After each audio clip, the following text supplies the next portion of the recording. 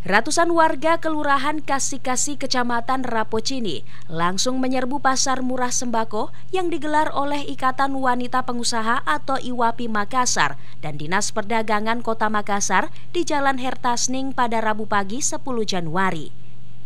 Ibu rumah tangga ini antusias mendapatkan paket sembako seharga Rp100.000 yang di dalamnya berisi beras premium 5 kg, minyak goreng 2 liter, susu kental manis, tepung terigu 1 kg, mie instan, dan margarin. Pasar murah ini digelar bertujuan untuk menekan inflasi dan meningkatkan daya beli masyarakat. Ya, salah satu program yang bisa membantu menekan inflasi.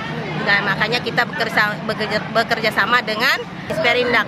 Jadi biasanya kita per semester melakukan pasar murah untuk namanya pekerjaan IWAPI itu kegiatannya adalah untuk masyarakat, kebanyakan untuk membantu masyarakat dan bekerja sama dengan pemerintah. Sementara itu, Kepala Dinas Perdagangan Kota Makassar Arlin Arista menyebut ini merupakan langkah untuk menstabilkan harga bahan pokok yang bisa mempengaruhi pada inflasi di Kota Makassar.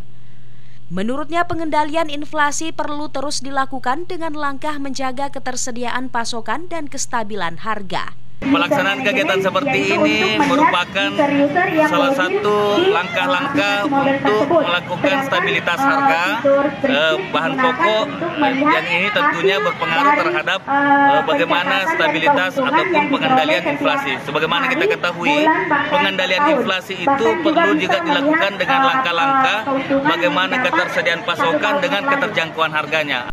Dinas Perdagangan Kota Makassar mengajak organisasi-organisasi untuk bersinergi menekan inflasi yang bisa bermuara pada peningkatan ekonomi Kota Makassar.